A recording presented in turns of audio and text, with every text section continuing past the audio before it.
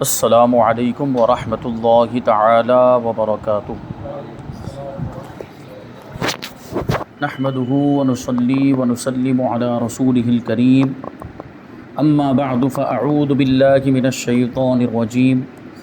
بسم اللہ الرحمن الرحیم۔ ان اللہ وملائکته یصلون علی النبی یا ایہا الذین آمنوا صلوا علیہ وسلموا تسلیما۔ اللهم صل على سيدنا ومولانا محمد معدن الجود والكرم وآله الكرام وابنه الكريم وبارك وسلم صلاة وسلاما عليك يا رسول الله صلی اللہ تعالی علیہ وسلم۔ حیلہ شرعی کا بیان۔ حیلہ کا معنی ہوتا ہے تدبیر، یعنی کوئی ایسی تدبیر اختیار کرنا کہ جس کی وجہ سے کوئی مخصوص رقم جس مصرف میں استعمال نہیں ہو سکتی، کسی ضرورت کی بنیاد پر اس مصرف میں استعمال کرنے کے لائق بن جائے، جیسے زکوٰۃ ہے، فطرہ، واجب، صدقات۔ تو ان کا معاملہ یہ ہوتا ہے کہ ان کے مصارف مقرر ہے جو شریعت کے اندر بیان کیے گئے ہیں۔ شرعی فقیر ہے، مسکین ہے، مقروض ہے، غلام ہے، اللہ کی راہ میں یا مسافر وغیرہ جو بیان کیے گئے مصارف زکوٰۃ کے اور صدقات واجبات کے۔ اور کبھی ایسا ہو سکتا ہے، ایسی کوئی ضرورت پیش آ سکتی ہے کہ ان مصارف کو چھوڑ کر ہمیں کسی اور مصرف میں زکوٰۃ کی رقم کو یا صدقات واجبہ کی رقم کو خرچ کرنا ضروری ہو جائے، کبھی ایسا ہو سکتا ہے۔ جیسے مثال کے طور پر مدرسوں کا معاملہ ہے، کیونکہ مدرسہ دیکھیں تو آپ یہاں پہ ان مصارف میں نہیں آتا، وہ دارالعلوم وغیرہ جو مصارف زکوٰۃ میں شمار کیے گئے اس میں نہیں آتا۔ تو مدرسوں کے اندر زکوٰۃ کی رقم استعمال کرنا، کیونکہ زکوٰۃ کے اندر تملیک فقیر ضروری، فقیر کو مالک بنانا ضروری ہوتا ہے، اور مدرسہ یا دارالعلوم کوئی انسان تھوڑی ہے کہ وہ فقیر ہوگا یا مالدار ہوگا۔ ہاں، یہ ہو سکتا ہے کہ ڈائریکٹ زکوٰۃ کی رقم دے دی، اب وہاں مدرسے کے اندر جو طلبہ پڑھنے والے ان میں جو شرعی فقیر ہیں ان کو دے دیا گیا یا ان کے اوپر خرچ کر دیا گیا، ان کو مالک بنا دیا گیا۔ مالک بنانا خرچ کرنے میں بھی مالک بنانا ضروری، صرف ویسے ہی ان کو پوچھے بغیر ان کی ضرورتوں میں خرچ کر دیا تو وہ زکوٰۃ ادا نہیں ہوگی، کیونکہ تملیک فقیر نہیں پائے گے۔ تو مالک بنانا ضروری ہے۔ بہرحال مالک بنا دیا اگر شرعی فقیر طلباء کو، تو ایسی صورت میں تو زکوٰۃ ادا ہو جائے گی، لیکن عام طور پر ایسا کیا نہیں جاتا۔ اور پھر ایسا بھی نہیں کہ صرف طلباء کے اوپر ہی خرچ کیا جاتا ہو، وہاں پہ طلباء پہ بھی خرچ ہو رہا ہے، مدرسین پہ بھی خرچ ہو رہا ہے، تعمیر میں بھی لگا رہے ہیں، اور بھی بہت سارے کام اس سے کیے جا رہے ہیں۔ تو ایسی صورت میں وہاں پہ حیلہ کیا جاتا ہے تاکہ ان سارے کاموں کے لیے اس کا استعمال جائز ہو جائے۔ اور یہ حیلہ شرعی تدبیر یہ شرعی حاجت کی وجہ سے ہی ہوتا ہے، کیونکہ اگر مدارس میں دارالعلوم وغیرہ میں زکوٰۃ اور یہ صدقات واجبہ لینا بند کر دے تو مدرسے ہی بند ہو جائیں گے، انہی پر تو چل رہے ہیں۔ اس سے پہلے بھی میں نے یہ بات بتائی تھی کہ ہماری قوم کی یہ ذمہ داری بنتی ہے کہ مدرسوں کی مدد وہ للہ رقم سے کریں، تاکہ مدرسوں کو اور دارالعلوم کو زکوٰۃ لینے کی ضرورت ہی نہ پیش آئے۔ اور یہ ہماری ذمہ داری، ہمارا ایک فرض منصبی کہا جائے گا اس کو، کہ مسلمان ہونے کی حیثیت سے ہماری ذمہ داری بنتی ہے کہ دین کے جو قلعے ہیں ہمارے، جہاں سے دین کے سپاہی تیار ہوتے ہیں، علماء تیار ہوتے ہیں، ان کی ہم للہ رقم سے مدد کریں، کیونکہ وہ اپنی اصل کے اعتبار سے زکوٰۃ و صدقات واجبہ کا مصرف نہیں بنتے۔ وہ تو یہ حیلہ ہم کو مجبوری میں کرنا پڑ رہا ہے، زکوٰۃ وغیرہ کو مجبوری میں استعمال کرنا پڑ رہا ہے۔ ورنہ پرانے زمانے میں دیکھیں جب اسلامی حکومت ہوتی تھی، اسلامی بادشاہ ہوتے تھے، بیت المال ہوتا تھا، تو یہ سب مدارس وغیرہ جو چلتے تھے وہ بیت المال سے ان کے سارے اخراجات جو ہے وہ پورے کیے جاتے تھے، اور بیت المال یہ ساری چیزوں کو برداشت کرتا ہے، یعنی وہیں سے تنخواہیں بھی جاری ہوتی تھی، مدرسین کی بچوں کے کھانے پینے کا انتظام بھی وہاں سے۔ بیت المال مطلب جو بادشاہ کا ایک خزانہ ہوتا تھا، رعایا کی ساری چیزیں وہاں پہ جمع ہوتی تھی، ٹیکس لیا ہے، محصول وصول کیا، زکوٰۃ صدقات وغیرہ بھی اس میں ہوتے ہیں، للہ رقم بھی ہوتی ہے، تو وہ بیت المال میں سب جمع ہوتا ہے۔ کبھی جہاد میں مال غنیمت آیا تو وہ بھی بیت المال میں اس میں سے کچھ حصہ جو ہے کہ جمع ہوتا ہے، تو اب اس میں سے مسلمانوں کے مصالح، مسلمانوں کی ضرورتوں میں خرچ کیا جاتا ہے۔ تو پرانے زمانے میں مدرسوں میں وہیں سے رقم آ جاتی تھی، تو پھر نہ زکوٰۃ لینے کی ضرورت تھی، نہ کسی اور سے مانگنے کی ضرورت پیش آتی تھی۔ لیکن اب زمانہ بدلا، اسلامی حکومت ختم ہو گئی، اب تو اکثر جگہوں پہ جمہوری حکومت آ گئی ہے، اور بیت المال بھی اب تو نہیں ہوتے ہیں، اور بیت المال کے لیے ضروری ہے کہ وہ بادشاہ اسلام اس کو جو ہے کہ کنٹرول کرتا ہو، یا کوئی ایسا شخص ہو جو صاحب اقتدار ہو، جس کے پاس اختیار ہو، اور اس کی حفاظت وہ اس انداز میں کر سکتا ہو۔ لیکن اب اس زمانے میں ویسے لوگ ہیں ہی نہیں۔ خیانتوں کے معاملات ہم دیکھتے ہیں کہ تھوڑی سی اگر چھوٹی سی بھی کوئی کمیٹی بنی ہو، اس میں بھی خیانت کے معاملات ہمارے سامنے آ جاتے ہیں۔ تھوڑی سی رقم بھی جمع کیوں نہ ہوئی ہے تو پتہ چلتا ہے کہ حساب میں گھپلا ہو گیا. تو اتنا بڑا بیت المال کیسے سنبھالا جا سکتا ہے؟ اس وجہ سے علماء اس زمانے میں بیت المال قائم کرنے کی اجازت نہیں دیتے. اس میں اور بہت سارے جو ہے کہ خرابیاں آ سکتی ہیں، اس لیے وہاں بیت المال کی اجازت نہیں. لیکن یہاں للہ رقم سے مدرسوں کی مدد تو کی جا سکتی ہے. چلو بیت المال قائم نہیں کر سکتے لیکن للہ رقم سے، کیونکہ دیکھیے یہاں پر بات یہ بیان کی جاتی ہے کہ جو زکوٰۃ واجب ہو رہی ہے وہ صرف 2.5% میں واجب ہو رہی ہے، یعنی 100 میں سے 2.5%، باقی کے 97.5% ابھی بھی تو اس مالدار کے پاس محفوظ ہے. اور 97.5 میں سے اگر اور دوسرے 2.5% وہ نکال دے گا للہ رقم تو اس کا کیا چلا جائے گا؟ ابھی بھی تو 95% اس کے پاس محفوظ ہے. کیا کمی آ گئی؟ تو وہ 2.5% زکوٰۃ کے، وہ 2.5% للہ رقم نکال کے مدرسے وغیرہ کی مدد کریں تو ہماری قوم کے کتنے کام آسان ہو جائیں گے. لیکن لوگ اس پر توجہ نہیں دیتے، مالدار لوگ، بلکہ زکوٰۃ بھی تو بوجھ سمجھ کے ادا کرتے ہیں. زکوٰۃ کے اندر بھی تو ان کے یہ تصورات ہوتے ہیں کہ ہمارا اتنا مال چلا جائے گا، یہ تو سب وہ قارون کی سوچ ہے. قارون کا تو یہی معاملہ تھا نا. حضرت موسیٰ علیہ السلام کی شریعت میں جب زکوٰۃ کا حکم آیا تو پہلے تو وہ راضی ہو گیا، ٹھیک ہے زکوٰۃ ادا کریں گے. حضرت موسیٰ علیہ السلام کی دعا ہی سے وہ مالدار بنا تھا. حضرت موسیٰ علیہ السلام نے اس کو وہ ہنر سکھایا تھا، وہ سونا وغیرہ جو اس کے ہاتھ میں جو ایک تاثیر آ گئی تھی، تو وہ اس کے ذریعے سے اتنا مالدار بن گیا تھا وہ.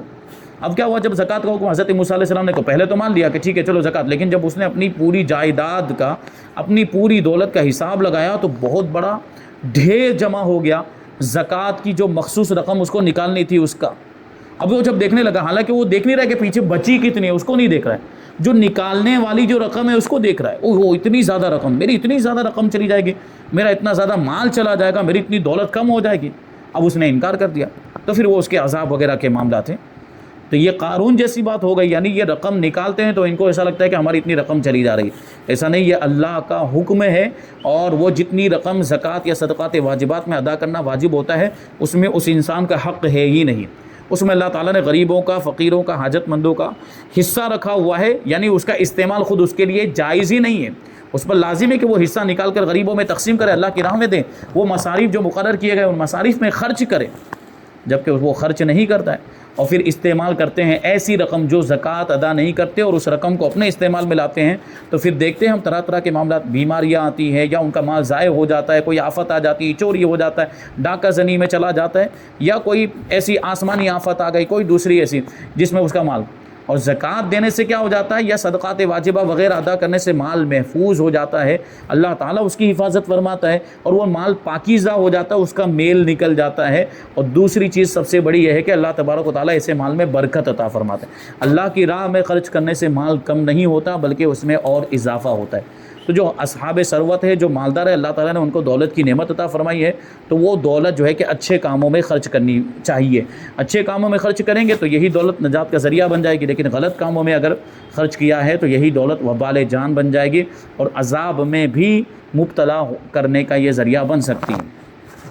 تو یہ ہیلہ جو ہے کہ وہ ہیلے کی تھوڑی تفصیل یہ اس طرح جو ہے کہ کیونکہ اب مجبوری ہے تو دارالعلوم وغیرہ میں یہ زکوٰۃ وغیرہ کی رقم لے کر یہ ہیلہ کیا جاتا ہے. اور اس کی صورت ابھی آگے بتائیں گے. مختصر میں آپ کو بتا دوں کہ کسی شرعی فقیر کو بلایا جاتا ہے اور جو زکوٰۃ وغیرہ کی رقم جمع کی ہوتی ہے صدقات واجبہ کی، اس کو جو ہے کہ پہلے مالک بنا دیا جاتا ہے شرعی فقیر کو، اور اس کو قبضہ دے دیا جاتا ہے. پھر وہ شرعی فقیر، اس کو معلوم ہوتا ہے کہ یہ کس مقصد کے لیے مجھے بلایا گیا ہے، پھر وہ شرعی فقیر اپنی طرف سے وہ دارالعلوم یا مدرسہ جو بھی ہے، جس ادارے کے لیے بھی وہ ہیلہ کروایا جا رہا ہے، وہ فقیر اپنی طرف سے اس ادارے میں وہ رقم دے دیتا ہے کہ یہ میری طرف سے میں نے مدرسے میں دیا، آپ مدرسے کے جو بھی کام میں مناسب سمجھیں اس کو استعمال کریں. تو اب اسی رقم سے جو ہیلہ ہو چکی ہے، پہلے زکوٰۃ تھی لیکن اب وہ زکوٰۃ نہیں رہی. ہیلہ ہو جانے کے بعد اب اس کی حیثیت زکوٰۃ کی نہیں ہے، اب اس کی حیثیت صدقات واجبہ کی نہیں. اب یہاں سے آگے جو بڑھے گا تو یا تو تنخواہ کی حیثیت سے بڑھے گا، یا جو ہے کہ صدقات نافلہ کی حیثیت ہو جائے گی، یا ویسے ہی عطیے کی یا تحفے کی حیثیت ہو جائے گی. اب بچوں کو کھانا بھی اس میں سے کھلایا جا سکتا ہے، مدرسین کی تنخواہ بھی دی جا سکتی ہے، اور مدرسے کی تعمیر وغیرہ اور دوسرے کاموں میں بھی اس کو لگایا جا سکتا ہے. تو یہ جو ہیلہ ہوتا ہے تو اس کا جواز کہاں سے ثابت، یہ جو ہیلہ کیا جا رہا ہے، کیونکہ قرآن ہی میں تو یہ فرمایا کہ یہاں زکوٰۃ دینی ہے، قرآن کے اندر ہی مصارف بیان کر دیے گئے ہیں. تو اب یہ کرتے ہیں تو اس کا مطلب بظاہر ہمیں لگ رہا ہے کہ یہ مصارف کو چھوڑ کر دارالعلوم تو مصرف میں آتا نہیں ہے، وہاں دیا جا رہا ہے. تو یہ ہیلے کی اجازت کہاں سے نکلتی ہے، کیا اس کا جواز قرآن و حدیث سے ثابت ہے؟ تو اس کو بیان کرتے ہیں، اس کے دلائل بیان کرتے ہیں. جواب ہے کہ ہیلہ شرعی کا جواز یعنی اس کا جائز ہونا قرآن و حدیث اور فقہ حنفی کی معتبر کتابوں میں موجود ہے. اس پر کچھ دلیلیں ہیں، یہاں پہ بیان کرتے ہیں۔ پہلی دلیل، حضرت سیدنا ایوب علیہ السلام کی بیماری کے زمانے میں آپ علیہ السلام کی زوجہ محترمہ رضی اللہ تعالیٰ عنہ ایک بار خدمت سراپا عظمت میں تاخیر سے حاضر ہوئی۔ حضرت ایوب علیہ السلام کی آزمائش ہوئی تھی اللہ تعالیٰ کی طرف سے، وہ نبی، اللہ کے نبی حضرت ایوب علیہ السلام، ان کی ایسی آزمائش ہوئی تھی پورے جسم کے اندر وہ پھوڑے پھوڑے ہو گئے تھے، لیکن اس کے باوجود آپ کی زوجہ محترمہ نے کبھی آپ کا ساتھ نہیں چھوڑا، اتنا زیادہ آزمائش کا معاملہ تھا۔ لیکن ایک موقع پر حضرت ایوب علیہ السلام نے ان کو بلایا تھا، لیکن وہ حاضر نہیں ہو پائی، تاخیر سے حاضر ہوئی۔ کچھ ایسا واقعہ تھا کہ آپ بازار گئے، بازار سے گھر میں واپس آئے، کچھ سامان لینے کے لیے گئے تھے، گھر میں واپس آئے تو زوجہ محترمہ کو آواز دی تو وہ حاضر نہیں ہو پائی، تاخیر سے آئی، آنے میں ان کو دیر ہو گئی، تو ناراض ہو گئے، تاخیر سے آنے کی وجہ سے حضرت ایوب علیہ السلام ناراض ہو گئے، تو آپ نے قسم کھائی کہ میں تندرست ہو کر، یعنی جب میری یہ بیماری دور ہو جائے گی تو میں یہ 100 کوڑے ماروں گا، یعنی اپنی بیوی کو 100 کوڑے ماروں گا، تاخیر ہو جانے کی وجہ سے۔ اب وہ غصے کا عالم تھا، اس لیے یہ قسم کھا لی انہوں نے۔ اب دیکھیے یہاں پر 100 کوڑے مارنے کی بات ہوئی تھی قسم کے اندر، صحت یاب ہونے پر اللہ تعالیٰ نے انہیں 100 تیلیوں کی جھاڑو مارنے کا حکم ارشاد فرمایا، یعنی بعد میں وہ پشیمان ہوئے کہ میں نے یہ ایسی قسم کیوں کھائی ہوگی جبکہ میری بیوی میری خدمت کرتی ہے اور اس نے میرا اتنا ساتھ دیا۔ بعد میں ان کو تھوڑا احساس ہوا کہ مجھے یہ قسم نہیں کھانی چاہیے تھی، تو اب اللہ تعالیٰ کی بارگاہ میں انہوں نے دعا کی کہ پروردگار اس کی کوئی راہ نکال دے، تو اللہ تبارک و تعالیٰ نے ان کو حکم دیا حضرت ایوب علیہ السلام کو کہ 100 تیلیوں والی جھاڑو لیں اور اسی جھاڑو سے ایک مرتبہ ہلکے سے بھی اگر آپ مار دیں گے تو آپ کی قسم پوری ہو جائے گی، کیونکہ انہوں نے قسم کیا کھائی تھی؟ 100 کوڑے ماروں گا، اور کوڑا ایک لکڑی نما ہوتا ہے، ایک لکڑی ہی سے جو ہے کہ وہ کوڑا بنا ہوا ہوتا ہے۔ اب یہ جو جھاڑو ہے، جھاڑو کے اندر بھی اس کو بھی تو لکڑیوں ہی سے بنایا جاتا ہے، وہ باریک باریک لکڑیاں ہوتی ہے، تو ایسی صورت میں اگر 100 تیلیاں ہو اس کے اندر، جھاڑو کے اندر، کسی جھاڑو کے اندر 100 تیلیوں سے ایک جھاڑو بنا دی جائے اور اس کو مار دیا جائے تو مان لیا جائے گا کہ 100 کوڑے مار دیے گئے، جبکہ اس طرح کیا جائے گا تو ان کو تکلیف بھی نہیں ہوگی، جبکہ وہ حقیقی کوڑے اگر مارے جاتے تو کتنا سخت تکلیف والا معاملہ ہو جاتا۔ تو اللہ تبارک و تعالیٰ نے ان کو یہ حیلہ بتایا قرآن مجید کے اندر، خود یہ ہے اللہ تعالیٰ قرآن مجید پارہ نمبر 23 سورہ صاد کی آیت نمبر 44 میں ارشاد فرماتا ہے وَخُذْ بِيَدِكَ ضِغْثًا فَاضْرِب بِهِ وَلَا تَحْنَثْ، اور فرمایا کہ اپنے ہاتھ میں ایک جھاڑو لے کر اس سے مار دے اور قسم نہ توڑ، یعنی اس سے تیری قسم پوری ہو جائے گی۔ عالمگیری میں حیلوں کا ایک مستقل باب ہے جس کا نام کتاب الحیل ہے، چنانچہ عالمگیری کتاب الحیل میں ہے کہ جو حیلہ کسی کا حق مارنے یا اس میں شبہ پیدا کرنے یا باطل سے فریب دینے یعنی دھوکہ دینے کے لیے کیا جائے وہ مکروہ ہے، کیونکہ حیلہ اچھے کام کے لیے کیا جائے، کہ کسی نیک کام کار خیر کے لیے کیا جائے تو اس کی اجازت ہے، لیکن اگر کسی غلط کام کے لیے کیا جائے، کسی کو نقصان پہنچانے کے لیے کیا جائے، کسی کا مال جو ہے کہ کسی کا حق مارنے کے لیے کیا جائے یا کسی کے حق میں شبہ پیدا کرنے کے لیے کیا جائے تو پھر اس کی اجازت نہیں ہوگی۔ یہ حیلہ جو کیا جائے گا عام طور پر یہ نیک کاموں کے لیے، بلکہ حیلے کے بنیادی شرائط میں سے کہ وہ نیک کام ہو، جس کام کے لیے حیلہ کیا جا رہا ہے وہ کام نیک ہو اور اس کی حاجت اور ضرورت بھی ہو، حیلہ کرنے کی حاجت اور ضرورت بھی ہو، تب اس کی اجازت ہوگی۔ اور جو حیلہ اس لیے کیا جائے کہ آدمی حرام سے بچ جائے یا حلال کو حاصل کر لے تو وہ اچھا ہے، جیسے ابھی آگے بتائیں گے کہ سادات کرام کے لیے زکوٰۃ لینا جائز نہیں ہے، زکوٰۃ ان کے لیے حرام ہے، صدقات واجبہ بھی ان کے لیے حرام ہے، لیکن کبھی ایسا موقع ہو سکتا ہے جیسے ابھی ہمارے آپ کے معاملہ تو ہماری قوم کے حالات بے حسی احساس بالکل ختم ہو گیا، سادات کرام کا مقام و مرتبہ کتنا بلند و بالا، حضور کی آل ہیں، تو ان کی بارگاہ میں ہدیے نذرانے پیش کرتے رہنا چاہیے۔ تحفے، کبھی سادات کرام صاحب حیثیت ہوتے ہیں، اچھا کما کھا پی لیتے تو چلو ان کو ضرورت نہیں، لیکن کچھ سادات کرام ایسے ہوتے ہیں جو غریب ہوتے ہیں تو ان کی مدد کرنا ہماری ذمہ داری بنتی ہے، وہ زکوٰۃ تو لے نہیں سکتے، ان کو زکوٰۃ دی بھی نہیں جا سکتی ہے، تو وہاں ہم کو ضروری لازم ہے کہ ہم للہ رقم سے ان کی مدد کریں۔ اور مان لیجئے کہ اب کوئی صورت ہی نہیں بچی کہ للہ رقم کا ان کے لیے انتظام ہو سکے، تو ایسی صورت میں زکوٰۃ کا ان کے لیے حیلہ کیا جا سکتا ہے۔ تو یہ دیکھیں ایک حرام کام سے ان کو بچانے کے لیے، کیونکہ زکوٰۃ تو ڈائریکٹ استعمال نہیں کر سکتے، اس حرام کو ان کے لیے جائز کرنے کے لیے یہ حیلہ کیا جائے گا۔ پہلے کسی شریف فقیر کو جو غیر سید ہو اس کو وہ رقم زکوٰۃ کی دے دی جائے گی، پھر وہ فقیر اپنی طرف سے وہ سید صاحب کی خدمت میں دے دے، تو یہ حیلہ اپنایا جا سکتا ہے، لیکن یہ آخری اسٹیج میں ہوگا، یہ بالکل آخری مرحلے میں ہوگا۔ پہلے تو کوشش یہی ہوگی کہ للہ رقم کا ان کے لیے انتظام کیا جائے، اور لوگوں کو بھی چاہیے کہ ایک ایسا فنڈ بنائیں جس میں سادات کرام کے لیے یہ رقم للہ رقم جو جمع کی جائے اور اس سے پھر سادات کرام کی مدد کی جائے۔ تو حرام کام سے بچنے کے لیے کر رہے ہوں یا کسی حلال کو حاصل کرنے کے لیے ہیلا کر رہے ہوں تو یہ اچھا ہے۔ اس قسم کے ہیلے کے جائز ہونے کی دلیل اللہ تعالیٰ کا یہ فرمان ہے کہ وَخُذْ بِيَدِكَ ضِغْطًا فَاضْرِب بِهِ وَلَا تَحْنَثْ، یعنی حضرت ایوب علیہ السلام کا وہی واقعہ کہ فرمایا کہ اپنے ہاتھ میں ایک جھاڑو لے کر اس سے مار دے اور قسم نہ توڑ۔ دوسری دلیل حضرت سیدنا عبداللہ ابن عباس رضی اللہ تعالیٰ عنہما سے روایت ہے کہ ایک بار حضرت سیدتنا سارہ اور حضرت سیدتنا حاجرہ رضی اللہ تعالی عنہا میں کچھ چپقلش ہو گئی، یعنی کچھ انبن ہو گئی۔ حضرت سارہ رضی اللہ تعالی عنہا یہ حضرت ابراہیم علیہ السلام کی بیوی تھی، اور حضرت حاجرہ رضی اللہ تعالی عنہا یہ ان کی حضرت سارہ کی باندی تھی، جو حضرت سارہ نے حضرت ابراہیم کو ہبہ کر دی تھی۔ تو حضرت اسماعیل علیہ السلام حضرت حاجرہ ہی سے پیدا ہوئے تھے، اور اس وقت تک حضرت سارہ رضی اللہ تعالی عنہا سے کوئی اولاد نہیں تھی، تو غیرت کے معاملات تھے، یہ دونوں خواتین کے اندر غیرت کے معاملات تھے۔ تو اس بنیاد پر کچھ انبن ہو گئی، تو حضرت سیدتنا سارہ رضی اللہ تعالی عنہا نے قسم کھا لی کہ مجھے اگر قابو ملا تو میں حاجرہ کا کوئی عضو کاٹوں گی، یعنی جسم کا کوئی حصہ میں کاٹوں گی۔ انہوں نے قسم کھا لی۔ اب ظاہر سی بات ہے قسم جب کھائی جائے تو پھر اس کو پورا کرنا پڑتا ہے، ورنہ کفارہ لازم ہو جائے۔ تو انہوں نے یہ قسم کھائی کہ میں حاجرہ کا کوئی عضو کاٹوں گی، یعنی جسم کا کوئی حصہ کاٹوں گی۔ اللہ تعالیٰ نے حضرت سیدنا جبریل علیہ السلام کو حضرت ابراہیم خلیل اللہ علیہ السلام کی خدمت میں بھیجا کہ ان کے درمیان صلح کرا دیں، یہ دونوں میں جو انبن ہو گئی ہے اس معاملے کو حل کریں اور صلح کروا دیں۔ حضرت سیدتنا سارہ رضی اللہ تعالی عنہا نے عرض کیا کہ ما حیلۃ یمینی، کہ میری قسم کا کیا ہیلا ہوگا، یہ میں نے قسم کھا لی ہے، اب اگر میں اس کا کوئی عضو نہیں کاٹوں گی تو میری تو قسم ٹوٹ جائے گی اور مجھے کفارہ دینا پڑ جائے گا۔ تو انہوں نے حضرت ابراہیم علیہ السلام کی بارگاہ میں عرض کیا، حضرت سارہ نے، کہ مجھے اس کا کوئی ہیلا بتائیں، اس کی کوئی تدبیر بتائیں کہ میری قسم بھی نہ ٹوٹنے پائے اور حاجرہ کو کوئی زیادہ تکلیف بھی نہ ہو، اور یہ کہ مجھے کفارہ بھی نہ دینا پڑے۔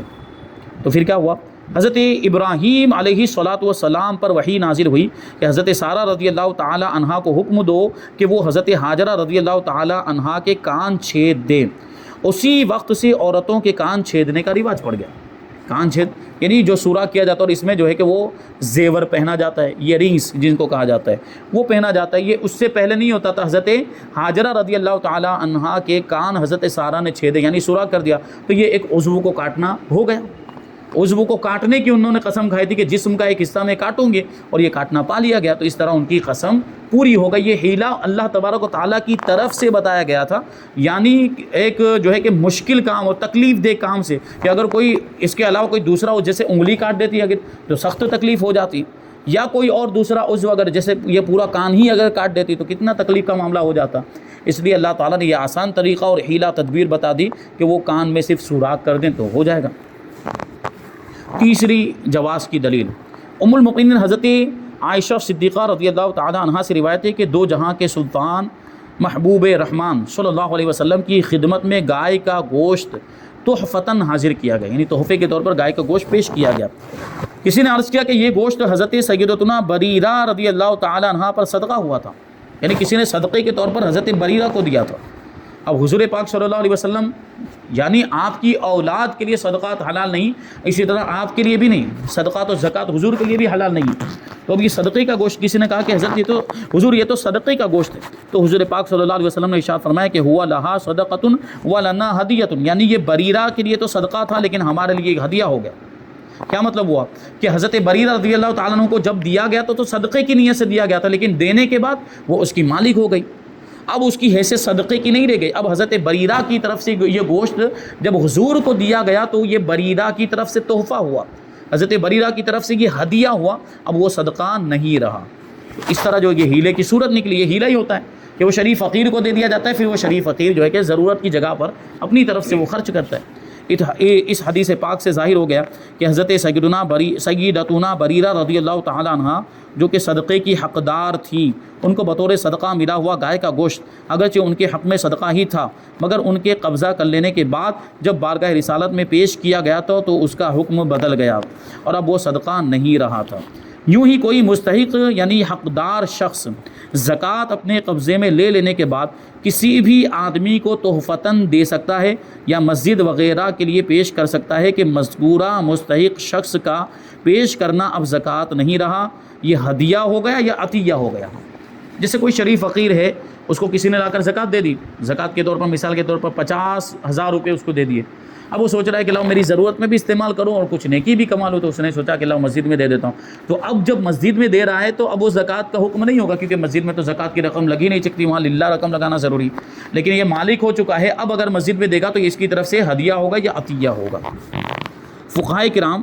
زکوٰۃ کا شرعی حیلہ کرنے کا طریقہ یوں ارشاد فرماتے ہیں کہ زکوٰۃ کی رقم مردے کی تجہیز و تکفین یا مسجد کی تعمیر میں صرف نہیں کر سکتے کہ تملیک فقیر یعنی فقیر کو مالک کرنا یہ نہ پایا گیا۔ اگر ان امور میں یعنی ان کاموں میں خرچ کرنا چاہیں تو اس کا طریقہ یہ ہے کہ فقیر کو زکوٰۃ کی رقم کا مالک کر دیں اور وہ تعمیر مسجد وغیرہ میں صرف کرے، یعنی وہ فقیر اپنی طرف سے دے، تو اس طرح یہ ثواب دونوں کو ملے گا، یعنی جس نے شرعی فقیر کو دیا اس کو بھی، دینے والے کو بھی ثواب ملا، پھر فقیر اپنی طرف سے مسجد وغیرہ میں لگائے گا تو اس کو بھی ثواب، یعنی دونوں کو برابر برابر ثواب ملے گا۔ تو یہ اب جیسے مسجدوں میں عام طور پر یہ کرنا نہیں چاہیے، کیونکہ اگر یہ طریقہ جو ہے کہ زیادہ عام کر دیا گیا، لوگوں کو یہی بتا دیا گیا، تو اب یہ زکوٰۃ ہی کے معاملات ہونے لگ جائیں گے، اب لوگ للہ دینے کے لیے تیار نہیں ہوں گے۔ ابھی تو لوگوں کا ذہن یہ ہے کہ بھائی مسجد میں للہ رقم ہی دینی چاہیے، صدقات واجبہ اور زکوٰۃ وغیرہ نہیں دے سکتے ہیں، تو اس کا انتظام ہو جاتا ہے، یعنی اب لوگوں کا ذہن بنا ہوا ہے۔ تو ابھی اگر یہ زکوٰۃ والا ہیلہ ان کو بتا دیا جائے کہ زکوٰۃ کی رقم بھی اس طرح مسجد میں استعمال کی جا سکتی ہے، تو پھر یہاں بھی زکوٰۃ ہی کی رقم خرچ کرنے لگ جائیں گے، جبکہ جہاں دوسری جگہ ضرورتیں ہیں وہاں پر پھر کیسے پہنچ پائے گا زکوٰۃ کا مال؟ اس لیے یہاں جب تک للہ سے کام چل رہا ہے للہ ہی رقم لی جائے گی۔ مان لیجئے کوئی ایسی مسجد ہے، کوئی ایسی صورتحال پیش آ گئی کہ جہاں للہ رقم کا اب کوئی انتظام ہی نہیں ہو پا رہا ہے، کوئی دیہات میں ہے جہاں بہت زیادہ غریب لوگ رہتے ہیں، وہ رقم کا انتظام ہی نہیں کر پا رہے، مسجد بنانا بھی ان کے لیے ضروری ہے،